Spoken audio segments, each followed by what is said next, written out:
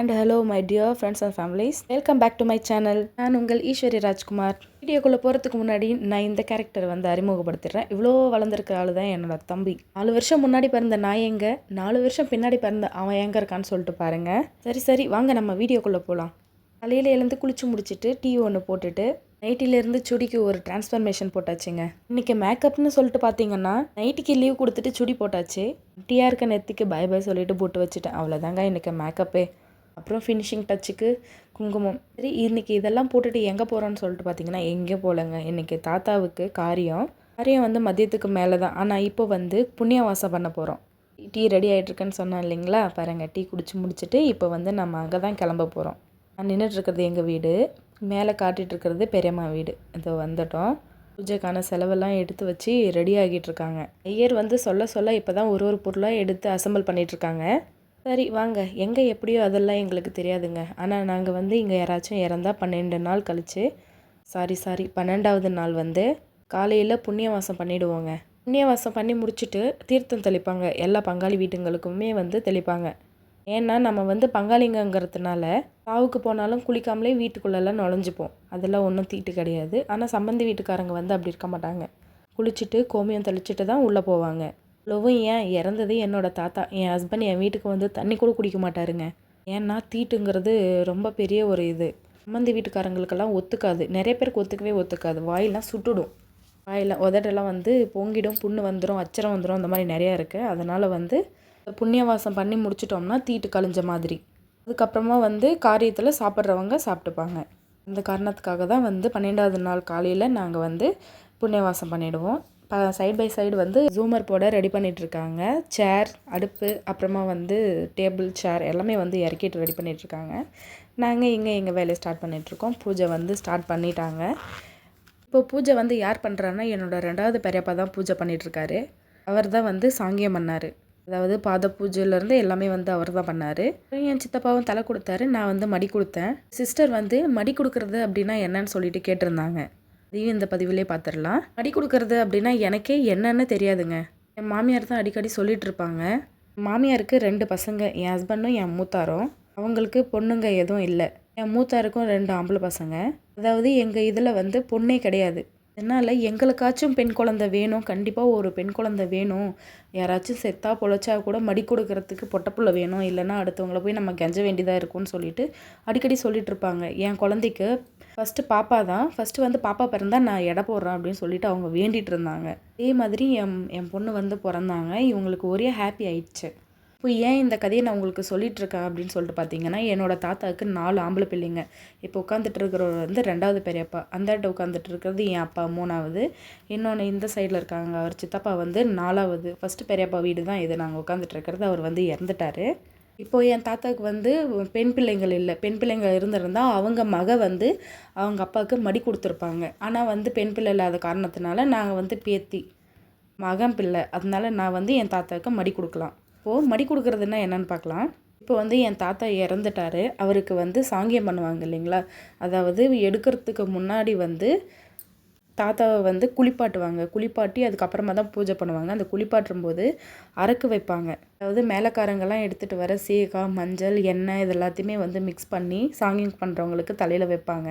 எல்லாம் வச்சு முடிச்சுட்டு தண்ணி ஊற்றுவாங்க மேலே கழுவுறதுக்கு. அந்த தண்ணி ஊற்றுற பொழுது நான் வந்து என் ஷாலோ புடவையோ ஏதோ ஒன்று வச்சு அவங்களுடைய ஃபேஸை வந்து கவர் பண்ணி மூடணும். அந்த தண்ணி வந்து அவங்க வாய்க்குள்ளே போகாத மாதிரி துணி வச்சு மூடணும்.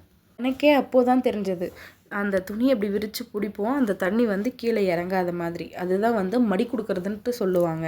அந்த மடி கொடுக்கும்போது நான் எவ்வளோ அளந்துன்ட்டு எனக்கு தாங்க தெரியும். என் தாத்தாவுக்கு வந்து இத்தனை வயசு தான் ஆயிருக்கு. ஆனாலும் அவர் வந்து டெய்லியுமே தண்ணி காய வச்சு குளிச்சிருவார். அப்படி குளிக்கிறம்போது என்னை பார்த்தாலே வாடா பாப்பா முதுகு தேய்ப்பான்னு சொல்லிட்டு கூப்பிடுவார். நான் போயிட்டு தேய்ச்சி விட்டு வருவேன். அதுவே ஒரு சில நாள்களில் வந்து நான் வந்து யோசனை பண்ணியிருக்கேன், எதுக்கு போயிட்டு அப்படின்னு சொல்லிட்டு ஒரு 2-3 நாள் நான் போகாமலும் விட்டுருக்கேன். எப்போவுமே சொல்லுவாங்க, பெயின் பார்க்குறதுக்கும் முதுகு தேய்க்கிறதுக்கும் முடியாதுன்ட்டு சொல்லக்கூடாதுன்னு. ஏன்னா அது அவங்களால முடியாது. அடடா முடியாதுன்னு சொல்லிட்டோமேன்னு சொல்லிட்டு நான் அன்றைக்கி வந்து ஃபீல் பண்ணேன். மேக்ஸிமம் நான் போய் தேய்ச்சி விட்டுருவேன். ஆனால் யாராக இருந்தாலும் ஒரு சில நேரங்களில் சலிச்சுப்போம் இல்லைங்களா, அந்த மாதிரி சலித்து போகாதனால அன்றைக்கி நினச்சி நான் அழுந்தேன். இனிமேல் என்னை யார் கூப்பிடுவாங்க அப்படின்னு சொல்லிட்டு. கதையை ஏன் உங்களுக்கு சொல்கிறேன்னா, எப்போவுமே ஒருத்தர் வந்து நம்மளை உதவி கேட்குறாங்கன்னா முடியாதுன்ட்டு மட்டும் சொல்கிறாதீங்க. ஆமா, அவங்க கேட்டதை செஞ்சுட்டோம்னா கூட செஞ்சுட்டு அதில் ஏதாச்சும் பிரச்சனை வந்தால் கூட பிரச்சனை இல்லை. அவங்க கேட்டு நம்ம செய்ய முடியலையேன்ற குற்ற உணர்ச்சிக்கு வந்து ஆளாயிடக்கூடாது. அதுக்காக தான் நான் இந்த இடத்துல நான் இதை சொல்கிறேன். முடிஞ்ச வரைக்கும் இந்த ஈகோவெல்லாம் விட்டுருங்க. என்னை எப்படி பேசிட்டாங்க, இவங்கக்கிட்ட ஏன் பேசணும் செய்யணும் அப்படின்னு சொல்லிட்டெல்லாம் ஈகோவே பார்க்க வேண்டாங்க. அவங்க நமக்கு ஒரு விஷயம் செய்கிறாங்களா, அதுக்கான இதை வந்து அவங்களே அனுபவிச்சுக்கிறாங்க. இப்போ நாம் வந்து அவங்க என்ன பண்ணாலும் நம்ம போய் செய்கிறோன்னா நம்மளுக்கு அதுக்கான பலன் வந்து நமக்கு கிடைக்கும். யாராக இருந்தாலும் என்ன பண்ணியிருந்தாலும் முடிஞ்ச வரைக்கும் பேசிக்கோங்க. ஏன்னா நாளைக்கு அவங்க இருப்பாங்களோ இருக்க மாட்டாங்களோ, நாமளே இருப்போமோ இருக்க மாட்டோமோ, நாளைக்கு ஃபீல் பண்ணி எந்த பிரயோஜனமும் இருக்க போகிறதில்ல. ஆனால் உண்மையாகவே சொல்கிறேங்க, வீடியோக்காக கிடையாது, என் தாத்தானா எனக்கு உசுரு. மற்ற பசங்களுக்கு, அதாவது மற்ற பேர பிள்ளைங்களுக்கு எப்படியோ அதெல்லாம் தெரியாது. ஆனால் எனக்கு வந்து என் தாத்தா ஸ்பெஷல் தான். எதுவாக இருந்தாலும் எது வாங்கிட்டு வந்தாலும் டே பாப்பா வாடா, டே பாப்பா ஈஸ்பிரின்னு கூப்பிடுவார். இந்த மாதிரி என் தாத்தா கூப்பிட்றதெல்லாம் நான் மிஸ் பண்ணுறேன். அவர் உட்காந்துட்டு இருந்த இடமெல்லாம் இப்போ வெறுமையாக ஆயிடுச்சு. அப்புறம் இப்போ வந்து தேங்காய் உடைக்கிறாங்க. பூஜைலாம் ஆல்மோஸ்ட் முடிஞ்சது. அப்புறம் இந்த தாத்தா தான் வேணும்னு சொல்லிட்டு தேடி பிடிச்சி கூட்டிகிட்டு வந்தோம். ஏன்னா இவருக்கு வந்து 40 இயர்ஸ் அனுபவம் இருக்கான். எப்போவுமே அனுபவத்துக்கு மதிப்பு அதிகம் இல்லைங்களா, அதனால் இவர் தான் வேணும்னு சொல்லிட்டு போயிட்டு விடாமல் கூட்டிகிட்டு வந்திருக்காங்க. பூஜையும் நல்லா பண்ணார். ஆனால் அவரால் கீழே உட்கார முடியாது, அதனால சேர்லேயே தான் உட்காந்துட்டு பண்ணுறாரு. பூஜையிலையும் ஆல்மோஸ்ட் இங்கே இருக்கிற எல்லா பங்காளிங்களும் வந்து சேர்ந்துக்கிட்டாங்க. சித்தி, பெரியம்மா, இந்த மாதிரி எல்லாருமே வந்து கலந்துக்கிட்டாங்க. இப்போது தேங்காய் உடச்சிட்டு அந்த தண்ணி ஊற்றுனாங்க இல்லைங்களா பாத்திரம், அதில் தான் வந்து தீர்த்தம் கலக்கிறாங்க. அதுக்கப்புறமா வந்து பெரிய பாத்திரத்தில் கலப்பாங்க. இப்போ வந்து தீப ஆராதனை பண்ணுறோம். இப்போ வந்து தேங்காய் உடைச்சாச்சு. இப்போ வந்து கற்பூரம் காட்டுறோம். கற்பூரம் காட்டுறதுக்காக எல்லாருமே வந்து எழுந்து நின்றுட்டோம். எல்லோரும் எழுந்து நின்றுட்டு சைலண்ட்டாக பார்த்துட்ருக்கோம். அடுத்து வந்து எங்களுக்கெல்லாம் காட்டுவாங்க, நம்ம எல்லாம் சாமி கும்பிட்றதுக்கு. இப்போ காட்டுறேன் பாருங்கள். இங்கே இருக்கிறவங்க எல்லாருமே தான் வந்து எங்களோட பங்காளிங்க. இதில் 4 சித்திங்க, சின்ன தாத்தா மருமக எல்லாருமே வந்து இதில் மேக்ஸிமம் கவர் ஆகிட்டோம். இப்போ வந்து தீபாராதனை முடிஞ்சது. இப்போ எல்லாருக்குமே வந்து கற்பூரம் காட்டுறாங்க. சாமி கும்பிட்டு முடிச்சுட்டு அந்த நெய்யை தொட்டு மாவிலையை வந்து சூடு பண்ணி வச்சுருக்காங்க. அந்த கருப்பு பொட்டும் ப்ளஸ் மஞ்சள் குங்குமம் இதுவும் கொடுத்துருக்காங்க. இதை வந்து நம்ம வச்சுக்கணும்னு சொல்லிட்டு எல்லாருமே எடுத்து சாமி கும்பிட்டு வச்சுட்டோம். எப்போவுமே வந்து தெரிஞ்சுக்கோங்க, இறந்தவங்களுக்கு வந்து சாமி கும்பிட்றோன்னா விழுந்து கும்பிடக்கூடாது. நின்ன மாதிரியே கும்பிட்டு முடிச்சிடணும். எப்போவுமே விழுந்து கும்பிடக்கூடாது, ஞாபகம் வச்சுக்கோங்க. தெரியலனாலும் தெரிஞ்சுக்கோங்க, அதுக்காக தான் இங்கே சொல்கிறேன். இப்போ வந்து தீயில் மிளகாய் 9 மிளகாய் வந்து போட்டிருக்காங்க. அதை போட்டு காட்டு கிளம்புனா தான் வந்து லக்ஷ்மி வந்து வீட்டுக்குள்ளே வாசம் பண்ணுவாங்கன்னு சொல்லிட்டு ஐயர் சொல்லிகிட்டு இருந்தாங்க. அடுத்து வந்து ஆண் பிள்ளைங்களுக்கு எல்லாருக்குமே வந்து திருநீர் வச்சுட்டு அதுக்கப்புறம் பொட்டு வச்சு தீர்த்தம் கொடுத்து நிறைவு பண்ணுறாங்க. ஆண்களுக்கு மட்டும் திருநீர். நான் போயிட்டு உட்காந்து அவர் மறந்து வச்சுட்டாரு. அதுக்கப்புறமா அழிச்சிட்டு, இல்லைம்மா தீர்க்க சுமங்கலியாக இருக்க சின்ன பிள்ளை, உனக்கு இது வேண்டான்னு சொல்லிட்டு அழிச்சிட்டு அப்புறம் மஞ்சள் குங்குமம் வைக்கிறாரு பாருங்கள். அவரே ஃபீல் பண்ண ஆரம்பிச்சிட்டாரு, அடடா வச்சுட்டேன்னு சொல்லிட்டு. அதுக்கப்புறமா தீர்த்தம் கொடுத்தாரு. தீர்த்தம் குடிச்சு முடிச்சுட்டு மற்ற எல்லாருமே எல்லாருக்குமே வந்து இந்த மாதிரி பண்ணாமல் பொட்டெல்லாம் அவங்களே வச்சுக்க சொல்லிவிட்டு எல்லாருக்கும் தீர்த்தம் மட்டும் கொடுத்தாரு. ஏன்னா டைம் ஆகும் இல்லைங்களா. பார்த்திங்களா என்னோட நெத்தி எப்படி இருக்குன்னு சொல்லிட்டு.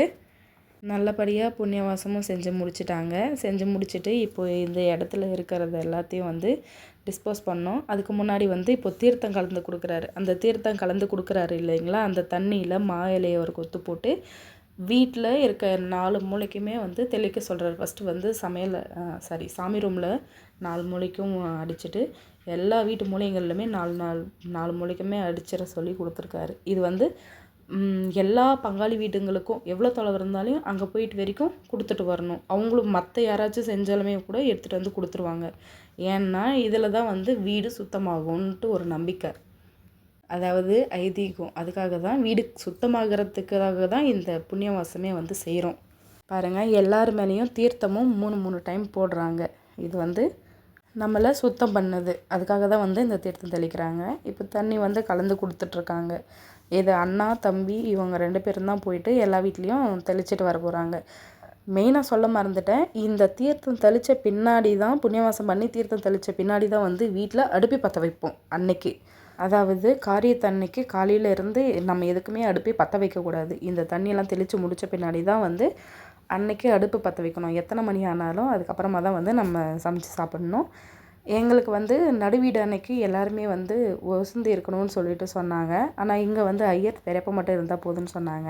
அப்புறம் இதோட புண்ணியவாசம் வீடியோ நிறைவடைந்தது. நன்றி.